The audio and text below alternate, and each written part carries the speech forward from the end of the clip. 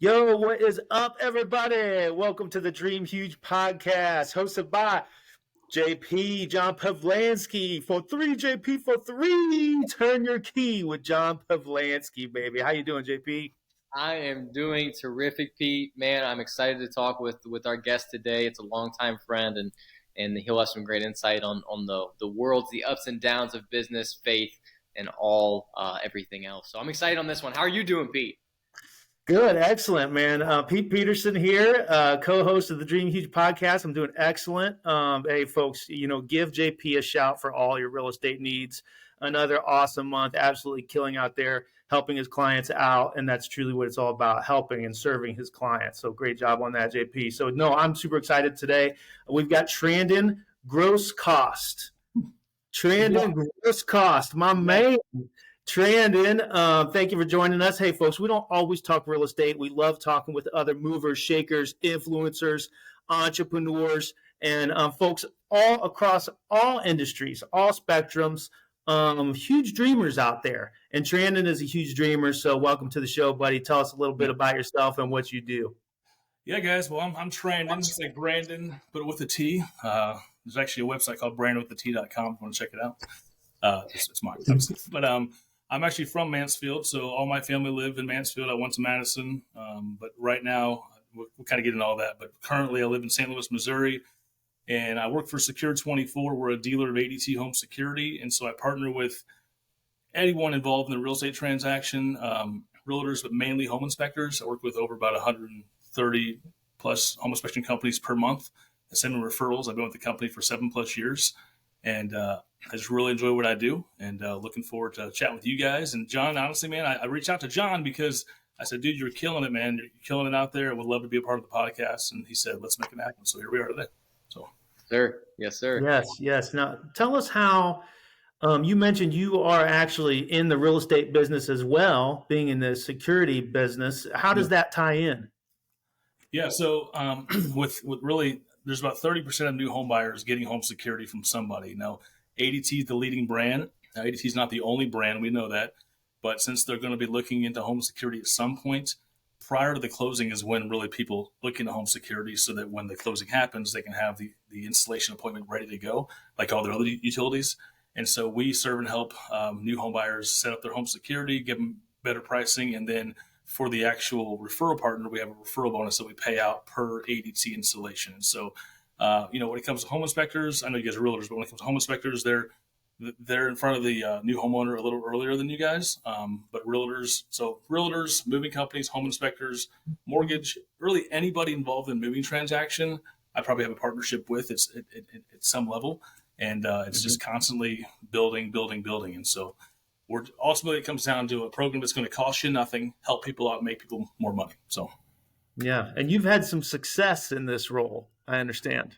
I've had success and I've had a lot of failures. So, like I said, I started in 2016 after being basically out of a job for a month and a half. Sometimes life hits you in different areas, and at that time I was still married, and it was the only income for my family, and so just came into this job, just needing a job. You've been there, just want to get a job and get back on a payroll. And I was telling my boss the other day, I was like, man, I never expected this thing to become my career. He goes, me neither. I was like, well, cool. I don't know how to feel about that, but all right.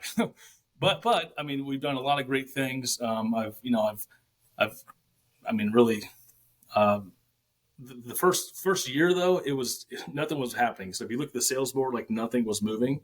And honestly, guys, the first year I questioned my position there. I thought this isn't for me because it's cold calling. I was making 100+ cold calls a day. I still cold call, not that many at all. I mean, my social media is really where it's at. But who likes to cold call that many people and especially be told no a whole lot? But a few things it's funny, this book's sitting here. I didn't really mean for this to happen, but I read this book called The Shark and the Goldfish. And the cool thing about this book is, really it's good, but it's either you're a shark or a goldfish. Goldfish will die because they'll wait to be fed. If no one feeds them, they're going to die. A shark will figure out option B or C if option A doesn't work. And I just had to figure out option B or C in my business. And, like I said, I've partnered with some really big companies. I've lost some companies. I love it when people tell me that something's impossible. That I really enjoy trying to trying to find different ways to go after those companies instead of just calling. So Now, you mentioned year one was tough and you had questioned yourself and during year one. So what changed into year two and going beyond that?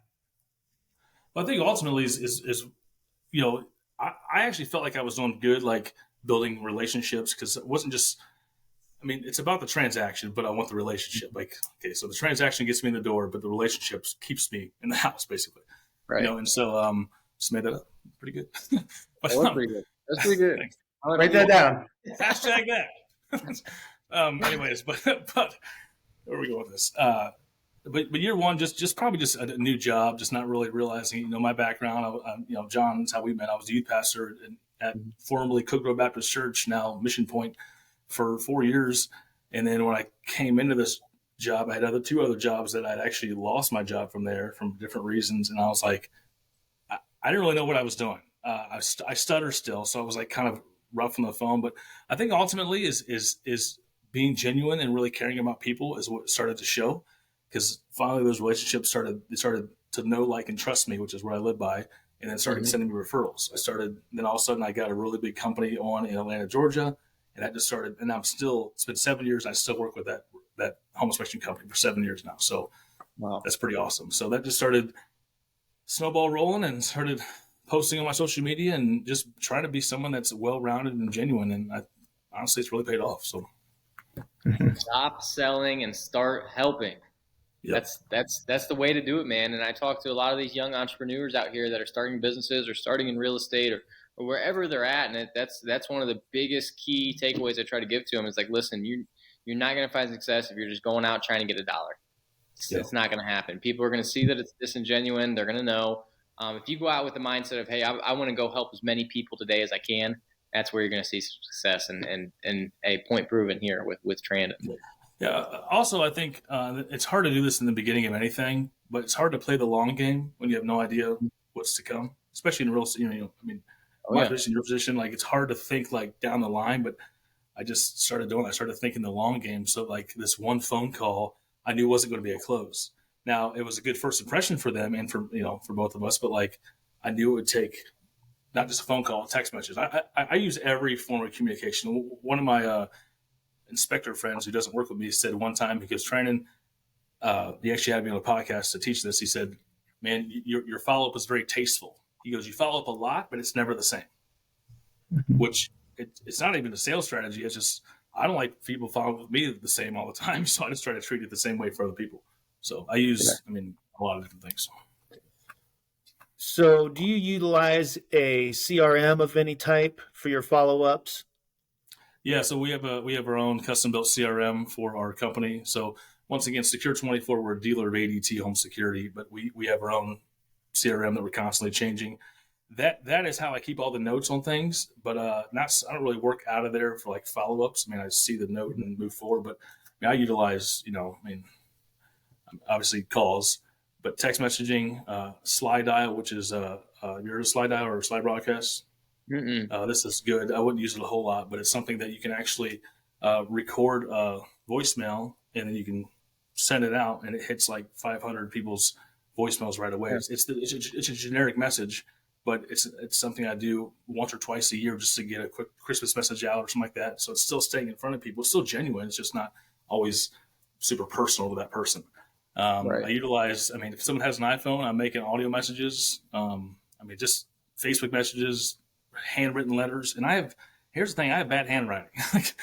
I don't have a good handwriting. And so I have to slow down. So I have to force myself to do something hard. But I know when I get a handwritten letter, I don't really throw those away a whole lot. Yeah. And nowadays they have things that look like handwritten letter, but you can still tell it's not.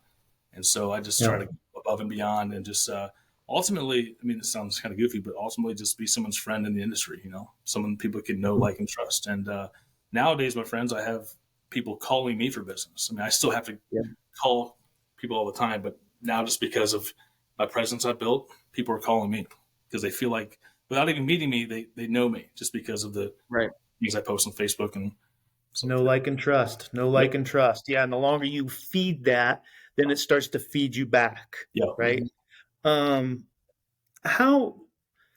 What would you advise to some sales folks out there who are afraid of cold calling?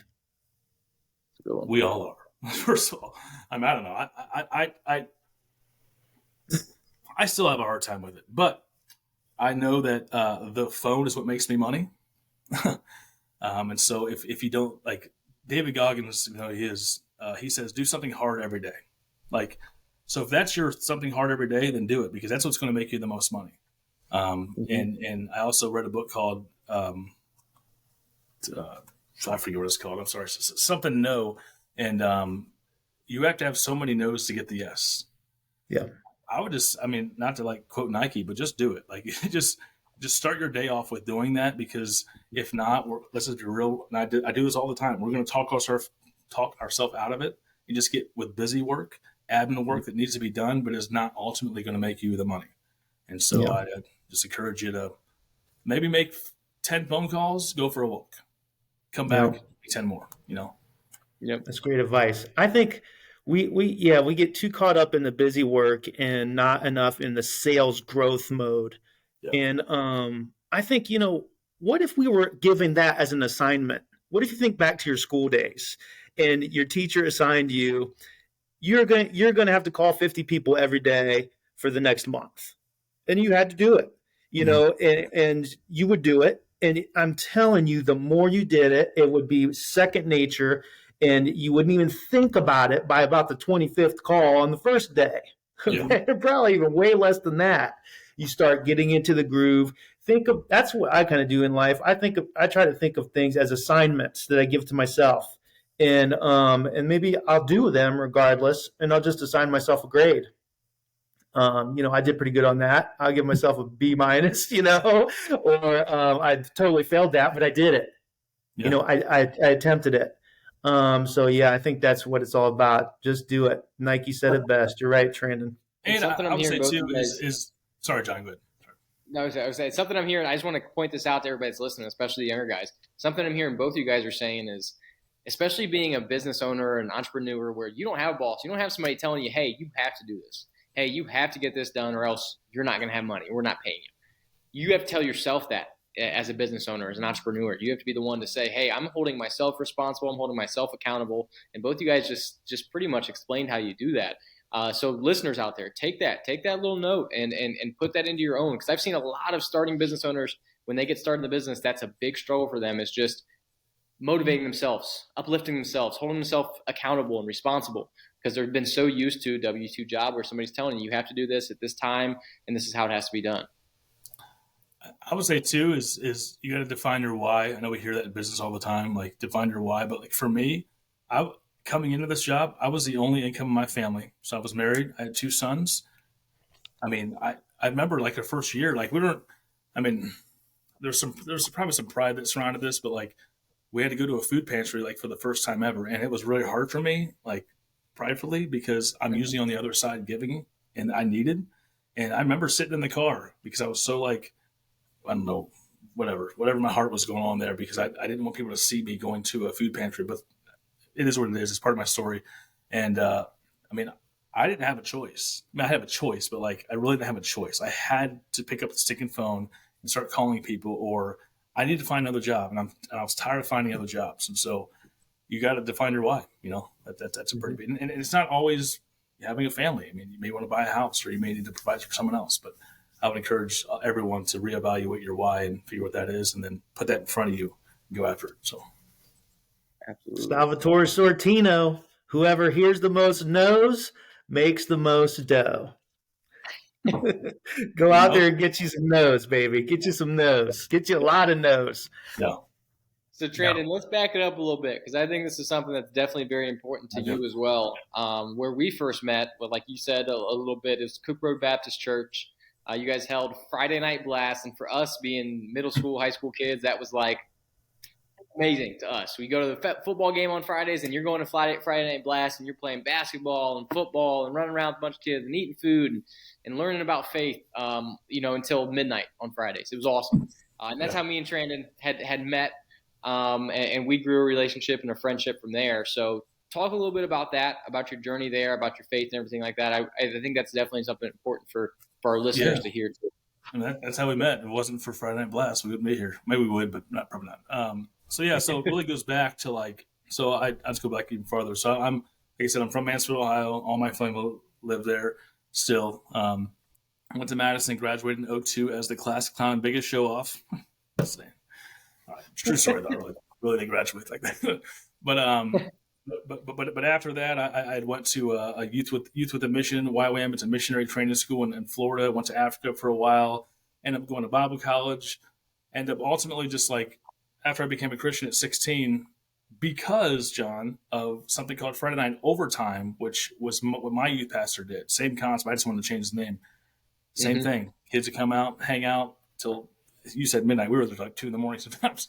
And just, it was a safe, fun environment to hear that like God loves me, but I also eat a lot of pizza and, drink a lot of stuff. And so that was like my first exposure of the gospel and all that. But back to my story. So then I went to Bible college, graduated from there, ended up becoming a youth pastor in Iowa. And then basically fast forward me, my wife at that time, Crystal, ended up moving to Ohio, back to my home church to become the youth pastor there.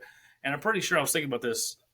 I'm pretty sure no one thought I was like legit, because I was like, the goofy guy leaving. And now all of a sudden I'm back as like, hey, I get to be the youth pastor here. And then very quickly, I also was able to lead worship for 4 years. And so, so I knew how big of a deal Friday Night Overtime was to me. And so I loved, man, I honestly miss doing that, but I loved creating fun, engaging atmospheres. And I think people always told me this, but I also believe too, I was never really good at anything. Like I was never really good at sports or really good at this. So I think I connected with all kids across the board, which is something that God's gifted me with. And so, I can't promise that no kids felt left out, but I really tried hard to surround them with myself, other leaders that would just let them feel like, they're something, because they are, and so we built that. And then I think you might have come off of one of the basketball tournaments, which was super fun.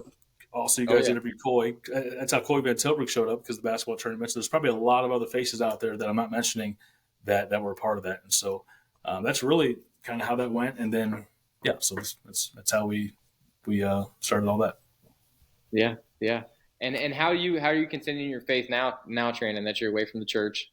So I'm not away from the church. Yeah. I'm so that's another, I appreciate you asking, because this is where life gets a little bit sad. Not sad, but like just it sucks a little bit now.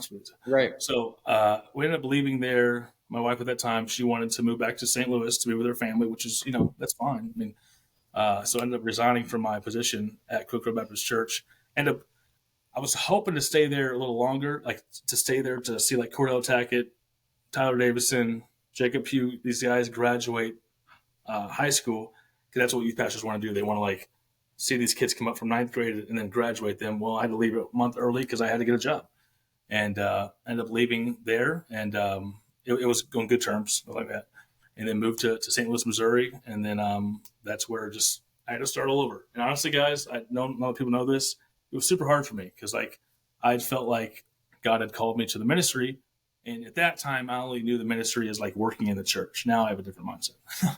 But and all of a sudden now I'm not there anymore. So I go to Dish Network. I get let go of Dish Network because they say, we like you a lot, but you talk too much to customers. I'm like, oh, all right. Well, and then I go to a dental company and I get let go there. I get fired for not meeting certain, expectations. And so I'm like, what in the world am I, God, like, why are we here? You bring me here to be broke? So then that's when Secure 24 started. And we were still going to church, I've never not gone to church. I've kind of coasted a little bit my faith on and off. I'm not like condoning that, but it's life. And then in 2017, Crystal and I got divorced.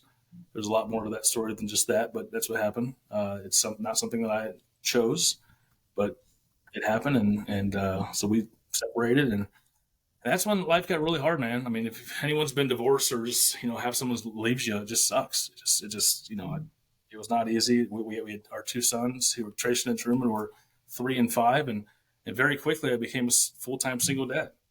And that's also when my business started skyrocketing. I don't really know why that is, but like it did. Because my boss would always be like, man, I know you're hurting. Just come to work, put your head down and work hard. And I did that with tears dripping. Like, it's just a true story. I just did. I was just hurting because I love my wife, and it just didn't work out, sadly. And full transparency, though, there was never a time in there where I doubted God. It wasn't. Have I doubted God recently? Yes, but not because of that. Because people are people, and people are going to fail you. And just know that, everyone listening, people are people that are going to fail you, but Jesus is not. He just doesn't. It may feel like it, but he doesn't. So nowadays, it's been 5 years. Crystal and I are in good terms. We co-parent our kids very well. It's only by God's grace, man, that we're here, because a lot of being pissed off and like just sad and frustrated happened. But like, I chose to become better instead of staying bitter. And that's something that people should get to, because whether it's a divorce or a loss of a job or whatever, choose to become better instead of staying bitter, because it'll just take you down. And that's not what God wants for you. So nowadays, the last 2 years, I've been leading worship at a church about 30 minutes away. I actually just stepped down just to focus on my boys a little more, because they are now in 6th grade and 4th grade. So Trayson's now in youth group. I know it's crazy, right? So like, I want to be something. I want to be in a church where, like, I love the church out there, but they didn't have a kids ministry, so I wanted to be something to where we can all go, and we can all enjoy it. So we started going to a church called Matthias Lot here, and there's a lot to all this, but like, that's just kind of the surface level of all of it. But now we're going there, and got my boys basically 60%, 70% of the time, and we just move forward, man. So yeah, move forward, roll with the punches, man. Yeah. You did that. You had two options, Trandon. You had two options. You could either have sat there and sulked and moaned and not allowed yourself to get better and be a better human being, but you chose the opposite, and you used that as motivation, and you turned it around for the better. So, and that's a big thing that a lot of folks out there could take a lot of inspiration from, man. Yeah. And also, JP, are you a goldfish or a shark? Yeah. I'm a shark, baby. I'm a shark. Yes, sir. I know Trandon's a shark. I am a shark. I was going to say just real quick about that. I just don't want to leave this out. Any of the healing that I've ever had was not alone. That's something that I want to put out there. God surrounded me with a great group of friends I wasn't friends with before I was married, or when I was married. We all just kind of came together. I was in counseling, like a lot of things that I didn't think I needed. And the enemy of excellence is isolation. And so I'm really thankful for all the people along the way that's helped me become who I am today. So, yeah, man. Shout out to those folks. You know who you are. Yeah. Absolutely. And I had, when my mindset and motivation changed, it was a similar situation, not obviously not to the severity of yours, but, I had a woman that we fell apart. And that was one thing that I had the same option, man. It was like, do I get upset with myself? Do I not better myself now? Or do I make myself better, focus on myself and see how I can get better? And again, surround myself with the right people at the right time. And it did a lot for me too. So it's awesome to hear that, man. Like I said, it's a big inspiration to a lot of folks out there. I can guarantee that. All I know is we all have a story, and either we can keep our story to ourselves. And I know we don't want to share everything. And I didn't share everything about my divorce, but like I just shared the footnotes of it. But like, I don't think we go through things we go through just to keep to ourselves. I think we go through these things sometimes to ultimately see God's goodness in them, because He still allows bad things to happen. Stuff's going to happen no matter what you believe, but He walks through it with us. But ultimately, so I can really relate to other people. I'm actually, because of everything I've been through, or everything you guys have been through, but for my business, I'm actually more well-rounded as a person, someone that can relate more because of a lot of the hard things I've been through. And I'm just really thankful for that. So it's weird. It's weird to be thankful for the hard things that have happened, but like, I wouldn't want to give up the person that I am today to have that life back. 100%. Yep. 100%. Love it. So Trandon, I don't want to keep you here too long, buddy. Is there anything else you want to touch on before we let you go?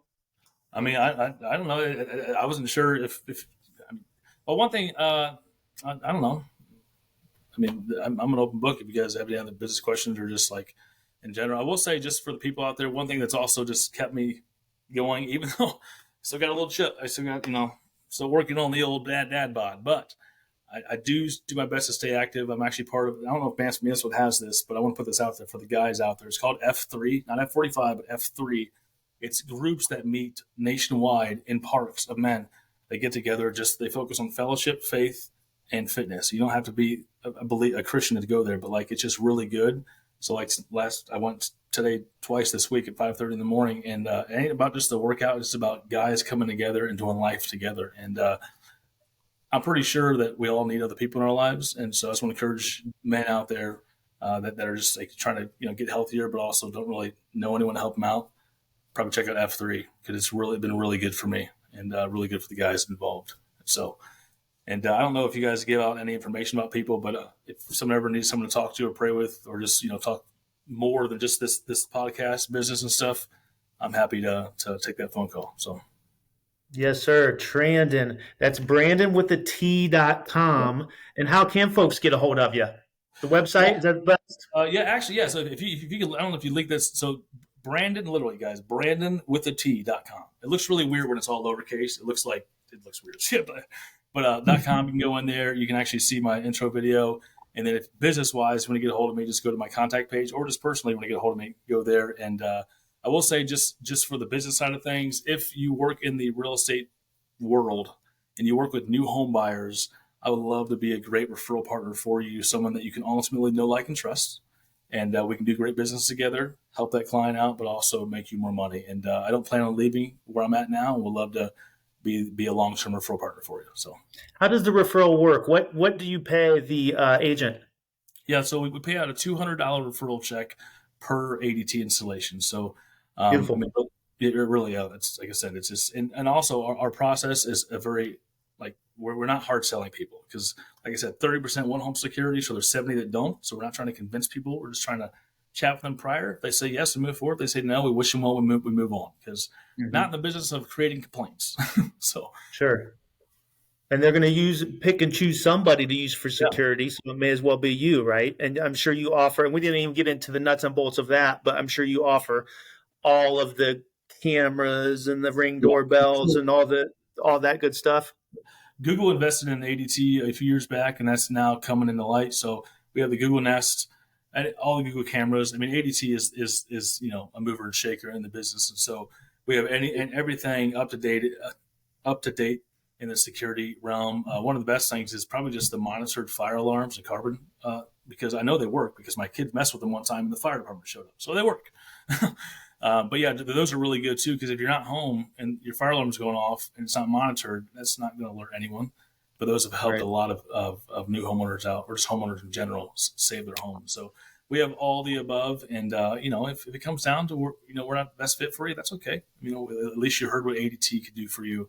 Yeah, but I think we would be the best fit for you. So absolutely, I do got one more story to tell. Come on, man. Before we let Trandon go out. You guys' time. I'm fine. So I, like I said, I've known Trandon. I mean, we've probably known each other for a decade at this point, which is funny to say. I mean, I'm a grown man now. It's kind of wild. But so I've known Trandon a very long time. About 2 years ago, when I was still working at Debt Recovery Solutions, we had a golf outing. Okay, and me and one of our employees, so a good buddy of mine, Kyler Huss. He's like, I got this guy we're gonna play with. His name's Taylor. We're going to go pick him up, and we're going to take him to the golf course with us. He's going to play with us today in the outing. I'm like, all right, cool. And I hadn't seen Trandon probably, I'd say maybe 4 or 5 years at this point. I had seen him face to face. So this guy Taylor gets in the truck, loads his golf bags in, gets in the truck.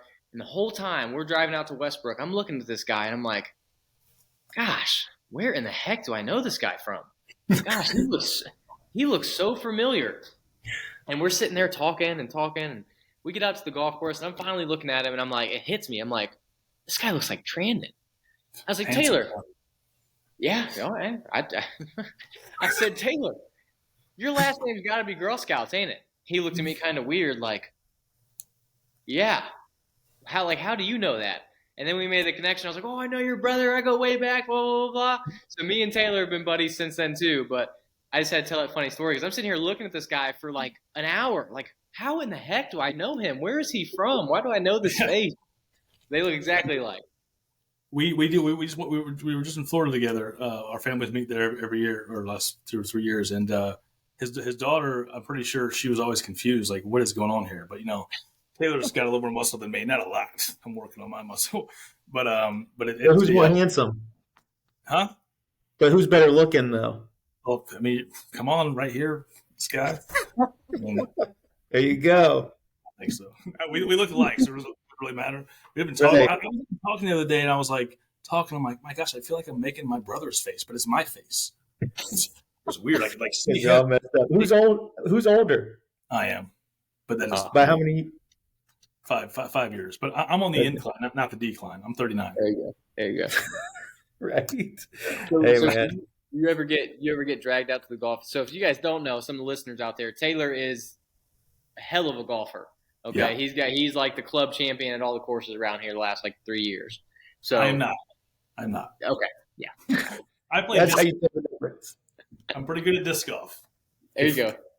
Only because I have a chain in my backyard, but that's just my backyard. I don't really. No, he's really good. Actually, people always. Here's the thing: if you're going to ask me to golf, my next question is, "Are you paying? If you're paying, I'm in." So, I'm just saying. Next question after that is it a scramble? I'm definitely in. Yeah. One time when I was a kid, my dad took me to a what's it called where you see? I feel like an idiot right now. You hit it, and whoever's ball is farther, you go with that. Is that a scramble? Scramble. That's the scramble. Yep. Yeah. Oh gosh, I might delete this part up. But no, I actually, I think I had like longest one out of all the adults and stuff, and I won a ping putter. I mean, oh yeah, there you go. Long time. If you want to go golfing, let's go to Top Golf. I'll hit the back net for you. Yes, much more fun at Top Golf. I agree. A lot of pressure. All right, my man Trandon Groscost. That is BrandonWithAT.com online, folks. Thank you for joining us, Trandon. Appreciate you very much. Yeah, man, it was fun. Thank you, JP, for another awesome guest. JP, not only the host, JP for 3, but also booking all these fantastic guests on the podcast. Appreciate you very much, JP. Yes, Call sir. JP, John Pavlansky, for all your real estate needs, buying, selling, leasing, and he would love to help you guys out. And myself, Pete Peterson. So, guys, thanks for watching, listening, wherever you are. Please like, subscribe, and share. And as always, remember the rules. Work hard, never give up, and dream huge, baby. Sorry, you didn't tell me about that. Try to do it. You didn't have those muscles last time I was there. Did you have those? Push up every day. Look at you, man. I don't know if we're still live or not, but I was going to ask you.